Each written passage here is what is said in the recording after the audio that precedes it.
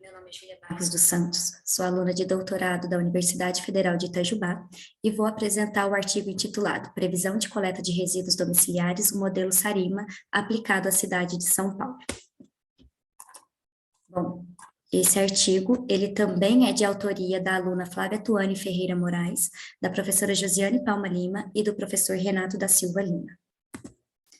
Nós somos do grupo de pesquisa LogTrans, um grupo de pesquisa em logística, transporte e sustentabilidade aqui da Unifei, e essa vai ser a ordem que eu vou seguir durante a minha apresentação.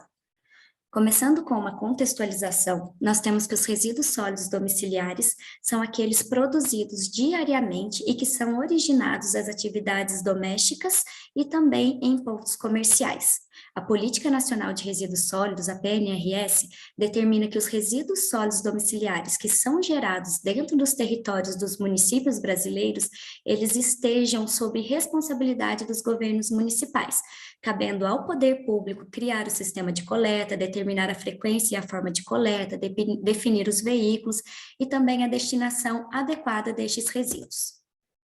Em países em desenvolvimento, o crescimento populacional e o processo de urbanização levam a aumentos na quantidade de resíduos domiciliares gerados nas cidades, o que faz com que a previsão aplicada a resíduos sólidos ainda seja um desafio e um estágio crítico dentro do processo de tomada de decisão para o planejamento dos sistemas de coleta.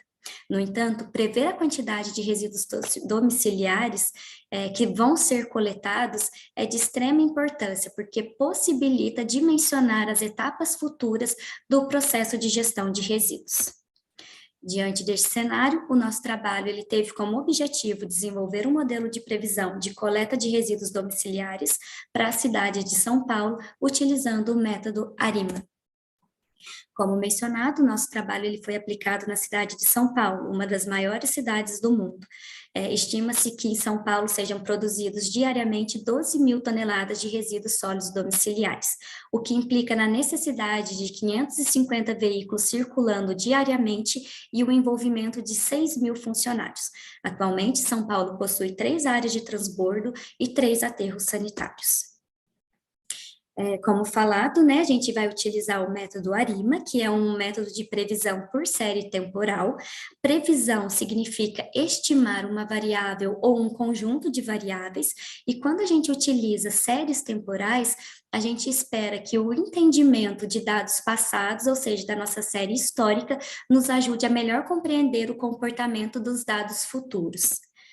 Então, foi utilizado, né, a série temporal, o método ARIMA, mais especificamente o método SARIMA, uma vez que a nossa série apresenta sazonalidade. Para a gente desenvolver o modelo, são necessárias 3 etapas principais, sendo a primeira, a identificação do modelo, segunda, a estimação dos parâmetros do modelo, e por último, a verificação do modelo por meio da análise dos resíduos e do ajuste do modelo.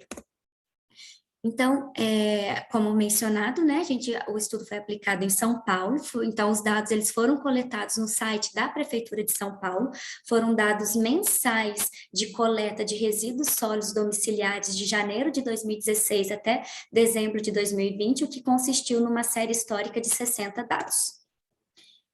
Passando para a parte de resultados, a primeira etapa é a análise da série temporal. Esse gráfico aqui a gente plotou a nossa série histórica e o que a gente percebe aqui é a formação de alguns picos, evidenciando uma possível sazonalidade. Além disso, a gente desenvolveu a função de autocorrelação e também a função de autocorrelação parcial. Aqui a gente percebe que a autocorrelação, elas são diferentes de zero, principalmente aqui no 4, no 6 e no 12, que nos mostra que essa autocorrelação ela é significativamente diferente de zero, e isso é um sinal de que a nossa série ela é não estacionária. Foi desenvolvido um periodograma da nossa série, né, em que a gente verificou que a frequência da série é 0,083, o que nos implica numa sazonalidade de 12 meses, mostrando que o SARIMA realmente é um método mais adequado devido a essa sazonalidade.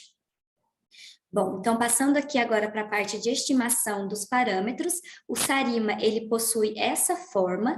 Inicialmente, a gente testou o SARIMA 212, 212 com a sazonalidade de 12, né? Então, a gente viu que esse modelo, ele não funcionou muito bem. Então, foram feitas modificações cíclicas nesses parâmetros até a gente chegar no modelo mais adequado, que no caso foi o SARIMA 212, 210 com sazonalidade de 12. Aqui a gente percebe que todos os valores de p-valor foram menores do que 0,05, mostrando que esses coeficientes eles são significativos para o nosso modelo. Passando para a fase de verificação do modelo, né, esses gráficos e essa tabela nos mostram que os nossos resíduos gerados pelo modelo, eles são normais e são independentes e identicamente distribuídos, mostrando então a adequação do modelo. E aqui a gente plotou, né, a nossa série real em azul e em vermelho está o nosso dado previsto, ou seja, o nosso dado ajustado.